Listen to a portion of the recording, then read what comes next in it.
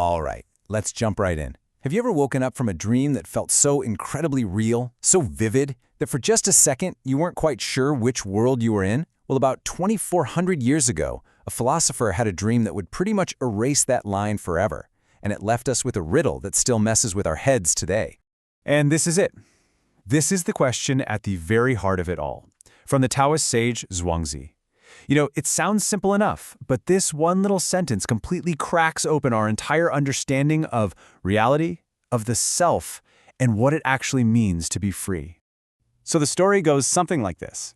One afternoon, our guy Zhuangzi, probably worn out from a long day of, thinking really hard about the universe, or maybe just farming, he dozes off, and in his sleep, he dreams he's become a butterfly.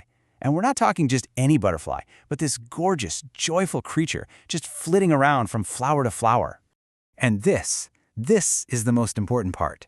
He wasn't a man thinking about being a butterfly. He was the butterfly. He could feel the breeze on his wings, he could taste the sweet nectar, and he had absolutely no memory, no care in the world about being a human named Zhuangzi. He was just completely happy following his butterfly instincts. And then, bam! Just like that, he snaps awake. And he's solid, he's human, he is, without a doubt, Zhuangzi again. The dream's over. But as the fog of sleep starts to lift, this really deep confusion starts to set in. Okay, wait a minute. So he wakes up and he's confused? Is he wondering if that joyful, totally carefree butterfly experience was the real thing? And his life as a human philosopher is just some long, complicated dream? Or is it the other way around? I mean, that is the ultimate philosophical hangover. It totally is. And for Zhuangzi, this wasn't just some bizarre dream. It was the perfect example of a core Taoist idea called wu hua, which basically means the transformation of things. The thinking is that the universe is always in flux. A man, a butterfly, water, clouds, they aren't separate permanent things. They're all just temporary shapes of the same basic energy, the Tao. Right, so the story isn't just a quirky little story. It's really a doorway into understanding a totally different way of seeing the world, one where everything is connected and everything is constantly changing. So let's break down what that actually looks like. Exactly. So first up, we've got this idea of material transformation. It's all about how everything just flows through what they call the Tao. Think about it. Water can become a cloud, and that cloud becomes rain. In the same way, Zhuangzi saw his own shift from man to butterfly as a completely natural thing. That boundary between them, it wasn't a solid wall. It was more like a shimmering, blurry curtain you could walk right through. And that idea flows right into the next one, the equality of all living things. Because if everything can transform into everything else, then there's really no hierarchy in nature, is there? A super powerful prime minister is no more important or significant than a turtle just happily doing its thing in the mud. Oh, and Zhuangzi actually lived this. There's a fantastic story where the king of Chu sends these officials to offer him the job of prime minister. I mean, this was a huge deal. But Zhuangzi just points to a turtle in the river and asks them, would that turtle rather be dead so its shell could be worshipped in a palace, or would it rather be alive, dragging its tail in the mud? And the officials, of course, said, well, alive, obviously. And Zhuangzi just says, exactly. Now go away. I'd rather drag my tail in the mud. He chose the turtle life. Which brings us to how you actually put these ideas into practice. And it all boils down to this concept called wu wei, which you can think of as the art of not striving or effortless action. So wu wei is all about acting in harmony with the natural flow of things, not trying to force your own will onto the world.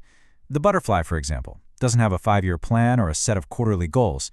It just flies. Zhuangzi's whole argument is that real happiness comes from that kind of living, not from chasing all the status and wealth that we're told we should want.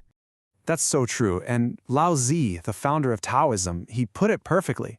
When we're constantly chasing after more money, more likes, more stuff, we actually lose our ability to appreciate the simple, real taste of life itself.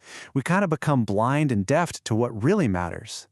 And the ultimate way to get there, really, is to forget the self. By letting go of that rigid ego, that little voice in your head that's always worrying about who you are and what other people think. That's how we can achieve what Zhuangzi called unbounded wandering.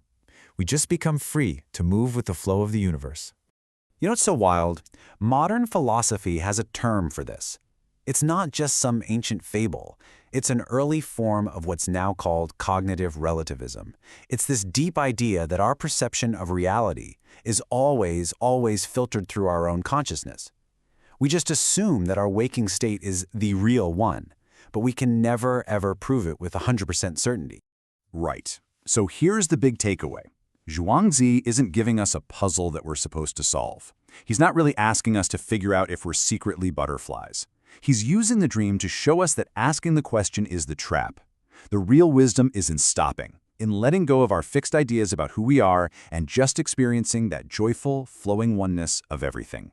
Okay, so this is all incredibly fascinating, but what does a 2,400-year-old story really have to do with us, scrolling on our phones and dealing with constant burnout from hustle culture? Well, actually, a lot. This ancient wisdom is basically a perfect antidote for so much of our modern stress. So here's kind of a toolkit. Number 1, try to let go of a fixed identity. You are not just your job title or your social media profile. You're a changing, flowing part of the universe. Exactly. Number 2, practice Wu Wei. Stop trying to control everything. Sometimes the absolute best thing to do is to do nothing. Don't force it. Third, find joy in just being. That butterfly was happy just because it was a butterfly. We can find that same joy in a quiet moment, a beautiful sunset, all the little things we usually rush right past. And finally, embrace transformation. Change isn't scary. It's the very nature of life itself. And if that isn't enough to bend your mind, think about this for a second. Some modern physicists actually speculate that our consciousness isn't just stuck in this one timeline. They've proposed that dreams could be glimpses, little memory fragments from our lives in parallel universes. So maybe Zhuangzi wasn't just dreaming. Maybe he was remembering. Which brings us right back to where we started. The story isn't really about finding an answer. It's about learning to live in the beauty of the question itself, and what that question can free you to become. And so that's the final challenge for all of us. We spend so much time and energy trying to build and defend ourselves, but what if that's the very thing that's holding us back? If you let go of that constant nagging need to know exactly who you are, what would you become?